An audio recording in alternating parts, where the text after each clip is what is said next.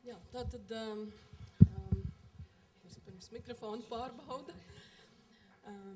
Tātad šīs prezentācijas pamatā ir neliels pētījums, ko es savulaik veicu Eiropas skolā Luksemburgā, un izmantoju to, dodoties stāstīt latviski runājošiem vidusskolēniem par tulkošanas darbu, par to, vai tāds vispār vēl eksistē, vai tiešām visu nu jau pārtulko mašīnu un tulkotājam vai nu ir pavisam viegla dzīve, vai tieši otrādi nav darba. Un pamatā ir šo te tulkojuma analīze. Es izveidoju tādu nelielu paraugu ar vairākiem teikumiem, izmantojot Eiropas komisijas izstrādāto e-translation, mašīnu tulkošanu, piedāvājot dažādus teikuma variantus. Un lūdzot skolēniem paskatīties, vai viņi varētu izlasot šos teikumu variantus, pateikt, kurš no tiem ir vai nav mašīnu tulkojums. Izvēlētie paraugi bija viens no tiem ir cilvēka tulkojums, viens no tiem ir mašīnu tulkojums no angļu valodas, viens no tiem ir mašīnu tulkojums no franču valodas, jo komisija tulko tekstus dažādās valodās, līdz ar to ir avotu teksts pieejams jebkurā no Eiropas Savienības valodām. Nu, tātad tulkojot no šīs valodas uz latviešu valodu ir iegūts rezultāts un no vācu valodas. Un jautājums bija, vai tā ātri, ilgi nepētot, ir iespējams noteikt un saprast, kurš no šiem 4 variantiem nav mašīnu tulkojums. Vai, piemēram, vēl šāds piemērs. Jums arī nav ļoti ātri viss jāizlasa, bet pie sevis jūs varat paskatīties, vai jūs tā ilgi nepētot varat pie sev izdarīt kādu secinājumu. Bet pēc tam paskatīsimies arī sīkāk. Un tad, teiksim, vēl viens piemērs. Jums nav precīzi varbūt jāizlasa šobrīd, mēs pie katra no šiem es pakavēšos vēl īsāk. Bet vai, piemēram, burtiski tā pa diagonāli pārskrienot pāri tekstam, jūs jau pamanat kaut kādas problēmas vai kaut kādas lietas, kas varētu būt kļūdainas. Nu jā, un kā es teicu, atgriezīsimies pie katra no šiem piemēriem atsevišķi. Pirmais, kam varbūt parasti pievērš uzmanību, rediģējot arī jebkuru tulkojumu, ir dažādi fakti, cipari, datu atbilst, un arī šajā, teiksim, ja mēs salīdzinām šos 4 variantus, mēs redzam, ka pēdējā, tas 18-nieks neparādās, tātad, jā, tur varētu būt kļūda. Interesanti ir tas, ka mēs no mašīnām, no tehnoloģijām principā sagaidām precizitāti un konsekvenci un to, ka visas šādas faktu kļūdas varbūt tiks pamanīts un cilvēks būtu tas, kas drīzāk varētu kļūdīties. Nu jā, šeit es uzreiz jau tad arī atklāšu, ka pirmais teikums ir mašīnu tulkojums no angļu valodas. Otrais teikums ir cilvēka tulkojums no angļu valodas, trešais ir tulkojums no franču valodas, mašīnu tulkojums no franču valodas, un ceturtais ir mašīnu tulkojums no vācu valodas. Pievēršot vēl uzmanību par to, kas šajos piemēros atšķirās, es esmu mazliet iekrāsojis atsevišķas vietas. Nu, šeit mēs redzam problēmas ar vārdu salikumiem. Visi vārdi ir vietā, bet dažās situācijās var veidoties pārpratama nozīme. Teiksim, Juvenas translatoris, vidusskolas, mēs varētu padomāt, varbūt tādas ir. Un vai, piemēram, pēdējā teikumā 27 uzvarētāji vidusskolām vedina domāt, varbūt ir uzvarētāji arī pamatskolām. Savukārt, otrajā piemērā mēs redzam, ka ir pieminēts tās, respektīvi komisija paziņo uzvarētājs tās organizētajā konkursā. Tātad mašīnu tulkotājiem mašīnu tulkam nav licies svarīgi un šis te mazais mazais elements ir izmests, tomēr savukārt tulkotājs cilvēks ir spējis izvērtēt to svarīgumu, ka tā ir komisijas preses relīze par šo tēmatu un ir varbūt svarīgi uzsvērt, ka tas ir komisijas organizēts tulkojums. Un, jā, šeit ir arī redzams angļu oriģināls. Un vēl pievēršot uzmanību pašam pēdējam teikumam, nezinu, vai jūs paspējāt pamanīt, ka tur kaut kas atkārtojas, un tātad mašīnu tulkotājs ir noguris un sācis kaut ko atkārtot. Nu, to mēs arī jau iepriekšējās prezentācijās redzējām, ka tāda problēma varētu būt.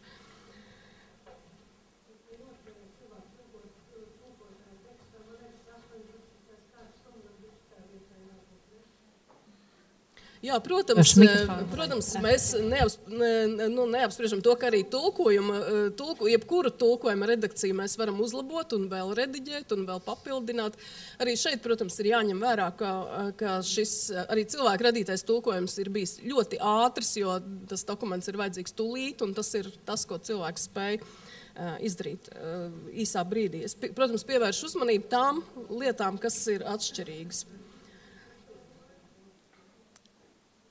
Un tagad ir otrais piemērs, kas interesants ir bijis tajā. Pievērš uzmanību šim te vienā no variantiem dalībnieki mēģināja tulkot, pārbaudīja savas prasmes, centās tulkot, vai arī mēģināja tulkot. Nu, angliski bija tried their hand, kur varētu būt arī mašīnu tulks būtu varējis īstenībā izvēlēties ļoti burtisku tulkojumu, un tas nebūtu nepareizs, jo latviski mums arī ir. Mēs varam izmēģināt roku kādā darbībā. Bet cilvēka ziņā ir tiešām izvēlēties atbilstošus izteiksmes līdzekļus, un, nu, lūk, šajā gadījumā cilvēks ir izvēlējies tulkot to, kā pārbaudījis savas prasmes, un tātad izvēloties mazliet neitrālāku, varbūt, izteicienu. Un, jā, paldies. Jā, tātad mazliet izvēloties neitrālāku izteicienu, jo tas ir cilvēka ziņā izvēlēties šo. Tāpat arī šī teikuma daļa, tātad tulkot tekstu between any two of the languages, starp jebkurām divām valodām, vai jebkuru no valodu pāriem, vai valodu kombināciju no vienas valodas otrā. Nu, tātad mūsu prāts, cilvēku prāts izvēlās šo un zina to informāciju, kā var tulkot, vai mēs tulkojam tiešām kaut kur pa vidu starp divām valodām kaut ko, vai izvēlēties kombināciju. Un šeit interesanti ir tas, ka tajā 4. piemērā, kas arī ir mašīna tulkojums, mašīna ir izvēlējusies, ir spējusi atpazīt faktiski tipisku un piedāvāt tipisku konstrukciju no vienas valodas otrā, taču, nu, teiksim, nepamana vai nespēja vienlaikus izkoriģēt to, ka tālāk ir no valodas, no vienas no, un izkoriģēt, teiksim, šādu informāciju, ko cilvēks varētu izrediģēt. Taču rediģējot konkrētu mašīnu tulkojumu, tas varētu arī apgrūtināt, jo mums galvā pārveidot to, nu, frāzi, kas principā ir laba, mēs zinām, ka būtu labi izmantot šo te no vienas valodas otrā, bet tad ir grūtāk pierediģēt klāt to pārējo daļu, un tas iespaido faktiski tulkotāja radošumu. Tad šis te garais piemērs.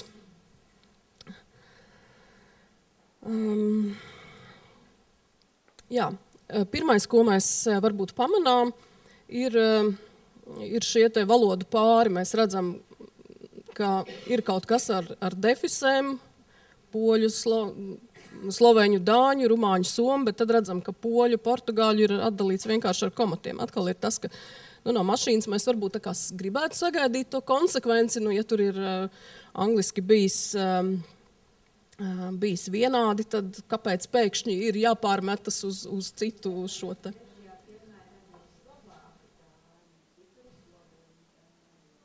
Jā, tā kā, nu, lūk, arī vēl šādas, jā, jūs esat ļoti acīga. Un šī varētu būt tā kā, nu, pirmā lieta, ka mēs redzam, ka jā, nav īsti konsekventas pieejas.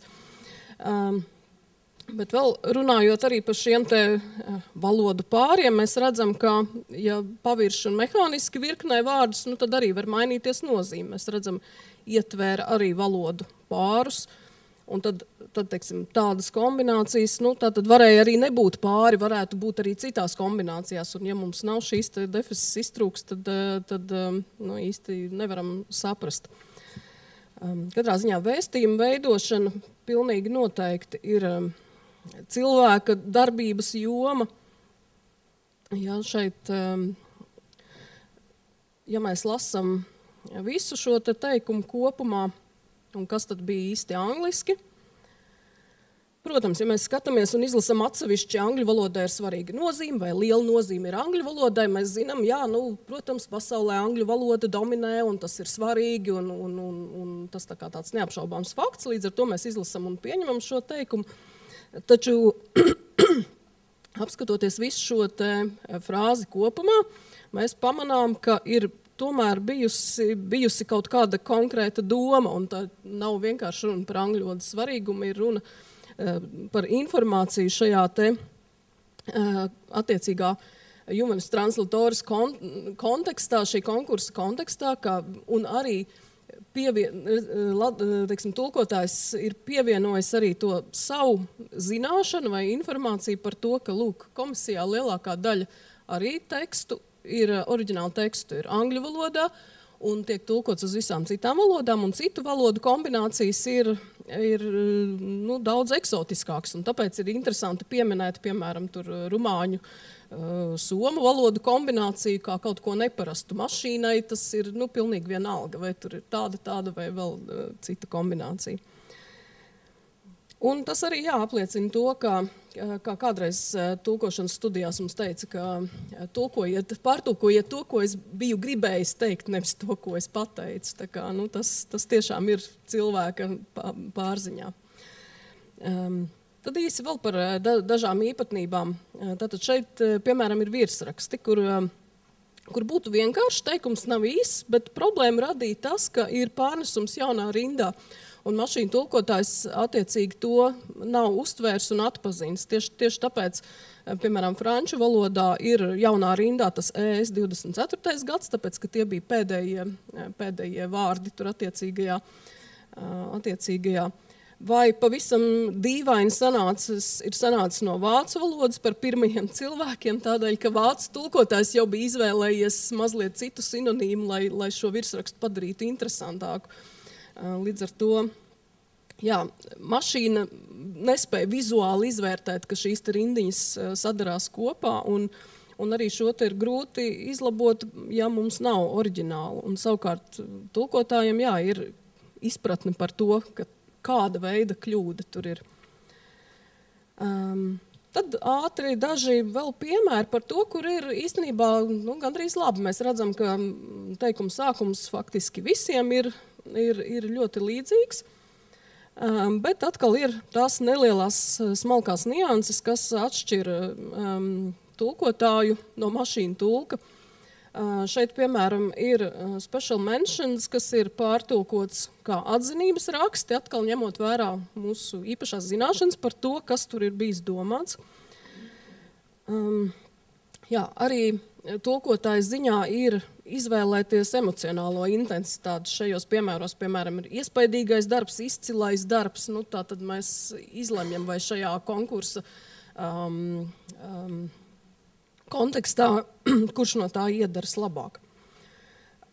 Savukārt, pārtulkotais teksts ir ļoti gluds un skaists, tas tiešām iemedzina mūsu modrību. Un, ja mēs paskatāmies uz 4.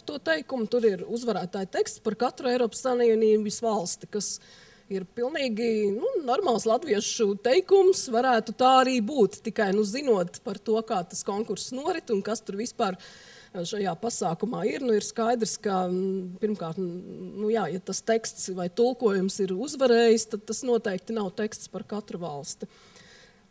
Mēs redzam arī šeit to vācu valodas oriģinālu. Tad vēl daži piemēri. Šeit es pievērsu uzmanību tam, kā bija latviskots vārds. Nu, tātad arī tulkotājs bieži pieņem lēmumu vai latviskot un kādā veidā. Tur, protams, arī mašīnu tulkam var uzdot, vai mākslīgam intelektam var uzdot šo uzdevumu, ievērot konkrētus noteikumus, un tas ir iespējams, bet tajos pašos tekstos arī komisijā dažreiz mēs tulkojam un latviskojam, jo tā ir preses relīze, vai šajā konkrētajā vēstulē mēs izvēlamies latviskot, un citā tekstā tas tā nenotiek. Jā, arī mēs parasti spējam noteikt dzimumu vai dzimti vārdiem, kā mēs redzam trešajā piemērā, viņš, viņa, nu, tur arī ir mazliet nesaskaņojums, bet pēkšņi ir parādījies šis viņš, viņa, bet, nu, ja mēs skatāmies, ka komisārs un Piotrs Serafin, nu, tad mums it kā nerodās jautājums, vai šajā situācijā vajadzēja tiešām izvēlēties abus dzimumus. Jā, arī šeit piemērs, kur ir viss gandrīz labi, varbūt vārdu kārtība mainās, nemainās, taču atšķirības ir otrajā teikumā, kur mašīnu tulkotājs trip ir izvēlējies tulkot kā ceļojums, kas varbūt citos kontekstos būtu bijis labi. Latviski varētu arī lietot vārdu brauciens, taču šeit arī tulkotājs ir izvēlējies precizēt uz konkursam veltīto pasākumu laikā. Nu, tātad šī ir faktiski tā kā papildu informācija, kuru mēs izvēlamies sniegt, veidojot vēstījumu. Un tas ir tās papildu zināšanas, kas tekstu padara lietojamāku, tekstu padara informatīvāku, nekā vienkārši pārceļot vārdus. Jā, un mēs redzam, ka 4. piemērā ir atkal šis iemidzinošais teikums, kas tāds varētu būt. 27 jaunie tulkotāji no Eiropas komisijas tiekas un gūst ieskatu savā ikdienas darbā. Nu, tātad šīs beigas jau mazliet tad mūs satrauc, tur mēs redzam, ka kaut kas nav īsti loģiski kārtībā, bet arī ir šīs zināšanas. Pirmkārt, mēs uzreiz varbūt varam pamanīt, ka nu, diez vai tie ir tulkotāji no komisijas. Jā. Un arī šeit vēl pāris piemēri par to, kā cilvēks spēja izvēlēties vai saprast, kuri fakti ir vajadzīgi, kuri ir sinonīmi, ir noderīgi, un dažkārt arī izvēlas gramatisko izteiksmi. Lūk, šeit arī ir interesants tās life-changing experience, kas nu, arī ir dažādi atveidots un nevienmēr atbilst tam kontekstam. Tāpat šeit arī fakti, tātad vai Eiropas komisija ir tulkošanas nodaļa, vai dienests, vai direkcija. Tāpat arī izvēle par to, vai studēt universitātē, augstskolā, vai tās ir tulkošanas studijas. Nu, jā, principā apmēram viens un tas pats jau ir, un līdz ar to šis mašīnu tulkojums varētu būt kopumā pieņemams. Tās ir atšķirīgās mazās sīkās nianses, kuras mēs izlemjam, ka tās ir svarīgas.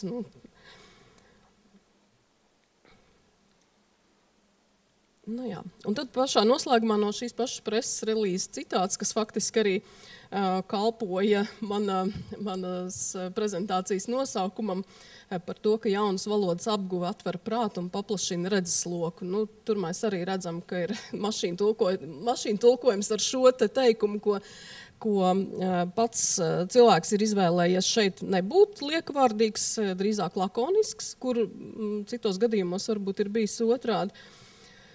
Nu jā, un šeit pirmais teksts ir cilvēku tulkojums, un tad ir angļu, franču un vācu versijas. Ko no tā es secinu? Es esmu sadalījis secinājumus tādos tā kā 3 blokos par lietām, kas var iemedzināt mūsu modrību vai kam ir jāpievērš uzmanību, gan rediģējot, gan izmantojot mašīnu tulkojumu, vai kas ir tās lietas, ko cilvēks spēj dot klāt. Nu jā, tad ir šī konsekvence, tam ir jāpievērš uzmanība, kur mēs no mašīnas varbūt to reizēm sagaidām, bet nevienmēr tā tur ir, tad jāuzmanās. Kļūdu uztvere un vizuālā uztvere, ko mēs redzējām virsrakstu uztverē vai, teiksim, tāda tulkojamā bloka kopējā uztverē. Tad jā, uz tekstā, kas mašīnu tulkojumā sākas ļoti labi un ir precīzi pārtulkots, uz beigām mēdz rasties nogurums un parādīties dažādi neatbilstoši elementi. Un tad ir otrais bloks par izteiksmes līdzekļiem, atbilstību kontekstam, vēstījumu veidošanu un svarīgumu izvērtēšanu, kas ir tiešām tās būtiskās cilvēka pienesums tulkojot, ko mēs izvēlamies un izmantojam. Un, protams, šī tulkojuma kvalitāti mēdz ietekmēt, un kā mēs šeit redzējām, ietekmē arī valodu kombināciju, no kuras valodas uz kuru tulko. Līdz šim redzam, ka ar angļu valodu bieži vien ir diezgan labi, ar franču valodu arī tīri labi, un no vācu valodas ir bijis visgrūtāk, jo tur tomēr ir kaut kādas atšķirīgas tās gan teikuma konstrukcijas, gan tam līdzīgi. Nu jā, un arī ietekmē to, vai mēs varam veikt salīdzinošo redakciju, vai mums ir pieejams oriģināla teksts, un arī paša avota teksta ietekme, cik tas ir skaidrs, cik tas ir vienkārši interpretējams, vai tur ir citas papildu lietas. Nu, tā. Paldies!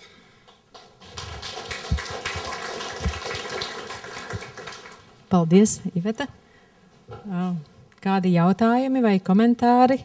Es domāju, šī bija tiešām ļoti vērtīga prezentācija ar tiešām tik daudziem piemēriem, kas aicina nezaudēt modrību un neļaut tam mašīnu tulkam mūs apmānīt. Un varbūt, ja nav jautājumi, ir varbūt kādi komentāri vai...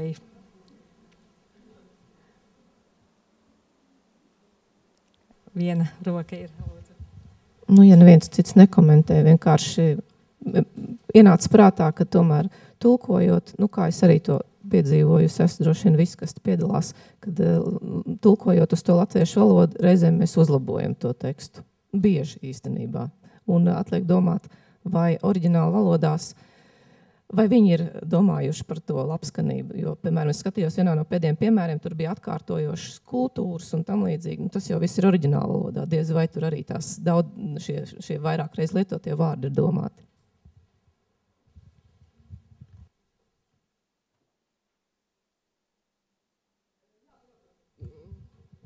Darbojas? Jā, protams, šim komentāram es arī varu tikai piekrist. Tas ir attiecīgais novērojums. Un, arī ikdienā komisija ļoti daudz darbojas ar to, lai uzlabotu mūsu radīto oriģinālu tekstu kvalitāti, kas pēc tam ietekmē tālāk arī tulkojums. Jā, ir šī programma Rakstīsim skaidri, kas tiešām ar šo jautājumu strādā. Tas ir būtiski. Un to mēs redzam, kā atkarībā no tā izejas teksta kvalitātes attiecīgi var vai nevar pārtulkot un rodās šīs te atšķirības. Jā.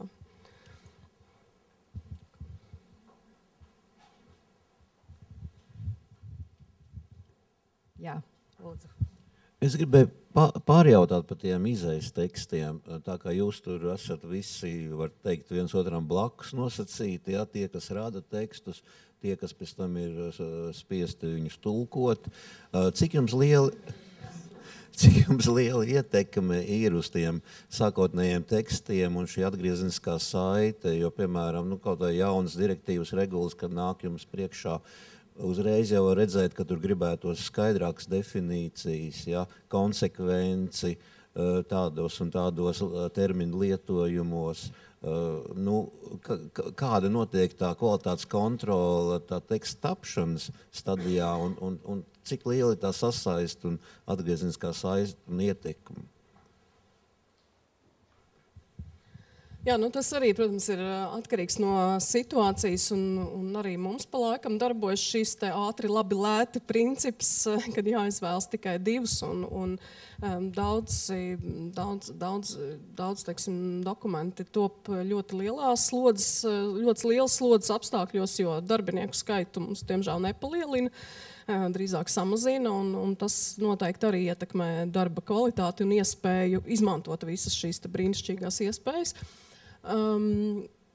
Protams, zinām sadarbība notiek, jo mums ir bieži vien iespēja tiešām kontaktēties ar dokumentu autoru un pajautāt dažādas nozīmes nianses, kas tiek izmantotas sadarbībā. Tāpat arī autoru tekstiem, jo jāņem vērā, ka dokumenta autori, pat ja dokumenta teksts ir sacerēts angļu valodā, nevienmēr angļu valoda ir viņa dzimtā valoda, viņiem arī ir iespēja konsultēties ar komisijas rediģēšanas dienestu, kur strādā cilvēki ar angļu dzimto valodu vai franču dzimto valodu, un attiecīgi var šo tekstu palīdzēt uzlabot. Un, jā, ir ļoti svarīgi, ka mēs veidojam sadarbību arī terminoloģijas jomā ar Latvijas iestādēm, ar valsts valodas centru, ar dažādām ministrijām, kur eksperti un speciālisti mums tiešām palīdz tajās situācijās, kad mums pietiek tā laika, lai šos te komentārus varētu veikt, tad, protams, ir šī iespēja. Un arī rīt mums sadarbības konference, ko Eiropas komisija rīko kopā ar ārlietu ministriju par tieši šiem te sadarbības jautājumiem. Jā, varbūt es arī vēl pakomentēšu vienu niansi. Daudzi no tiem tekstiem, ko mēs tulkojam Eiropas komisijā, to pārkārtīgā steigā arī politiskā spiediena dēļ, jo, piemēram, tad, kad mēs tulkojam Eiropas Savienības sankcijas pret Krieviju, tad bieži vien tie teksti tiek rakstīti pa naktīm. Tur notiek pēdējā brīža izmaiņas, viņi nonāk pie mums burtiski ar, es teiktu, dažu stundu termiņu, pat tā ir bijis. Ja. Tad arī nav laika vispār iedziļināties, un mēs arī pat nevaram uzdot jautājumus, jo arī jūs jautājāt par to konsekvenci un definīciju skaidrību. Bieži vien tas ir apzināti, ka var saprast drusciņ plašāk to terminu. Ja. Es saprotu, ka Latvijā eksperti ļoti grib to precizitāti, bet vienmēr tas ir ar nodomu, ja, un tas vienmēr nav slikts un sautīgs nodoms, teiksim tā. Bet otra lieta ir, ka dokumenti, kas tiek izstrādāti dažādās jomās, kur terminoloģija ir ārkārtīgi svarīga un arī šīs definīcijas. Teksti tiek rediģēti angļu valodas nodaļā. Mums ir speciāla nodaļa, kas nodarbojas tieši ar tekstu rediģēšanu.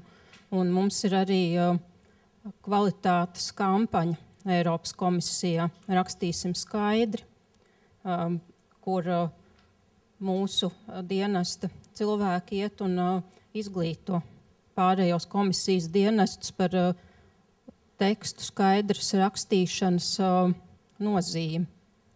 Tā kā tas nav gluži tā, ka viss mums notiek kaut kā par roku galam. Paldies par komentāru. Un izskatās, ka mēs